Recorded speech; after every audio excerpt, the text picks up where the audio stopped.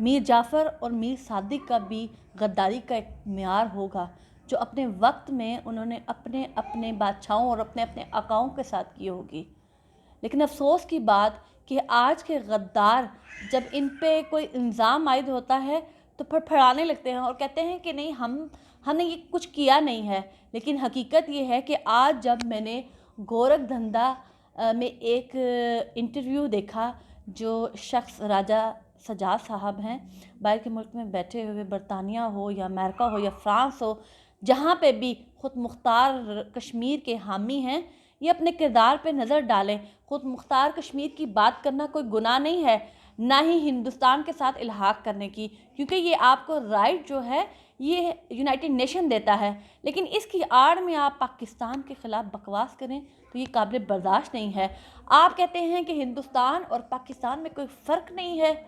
ہندوستان کی فوج نے ہمارے مظلوم 1,00,000 کشمیریوں کو شہید کیا ہے. ہماری بے تحاشا خواتین کی عصمت دری کی گئی ہے.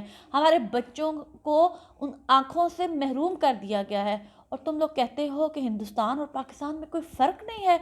آج راجہ سجاد صاحب کے انٹرویو کے دوران عجیب بات سننے کو ملی کہ کہہ رہے ہیں موصوف کہ پاکستانی فوج بھی نیلم ویلی اور جیلم ویلی میں کشمیری خواتین کا ریپ کرتی ہے.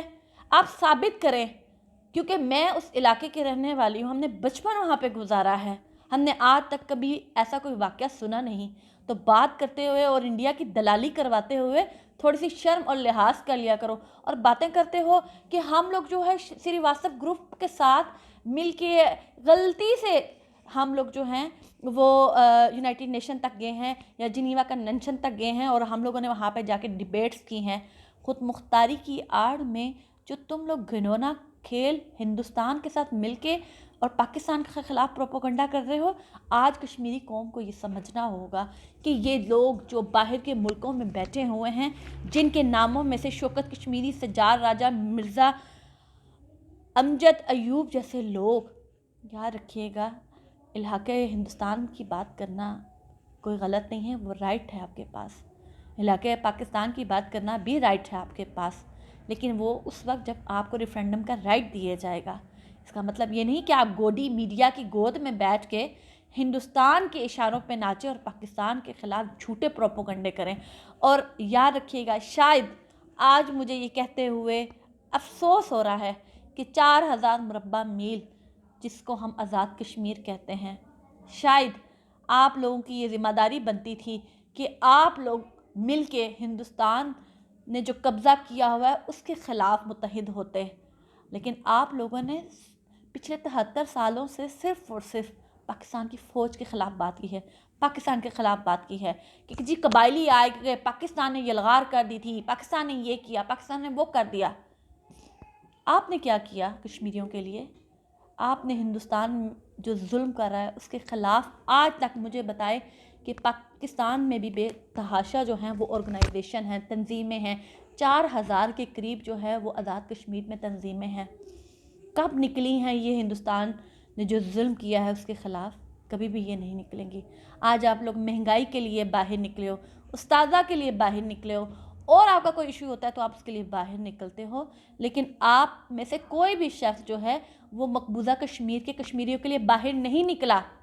تو پھر آپ کیسے پاکستان کے اوپر بندوق رکھ کے یہ بات کر سکتے ہیں کہ یہ پاکستان کی ذمہ داری ہے، پاکستان کشمیر کو آزاد کروائے، پاکستان کی فوج پاکستان کشمیر کو آزاد کروائے، جبکہ آپ لوگ ہی وہ لوگ ہیں جو پاکستان کی فوج کے خلاف بات کرتے ہیں. پورا سوشل میڈیا آپ لوگوں نے میری کردار کشی کرنے میں کوئی کسر نہیں چھوڑی، جبکہ میں ایک عام سے انسان ہوں. آپ میری بات کو غلط سائٹ پہ لے کے جاتے ہیں، تو آپ جیسے لوگوں سے ہم کیسے امید کر سکتے ہیں کہ ہندوستان میں موجود جو ہمارے مقبوضہ کشمیر کے ریاست کے لوگ ہیں ان کے ساتھ جو ظلم ہو رہا ہے اس کے لیے آپ اٹھیں گے؟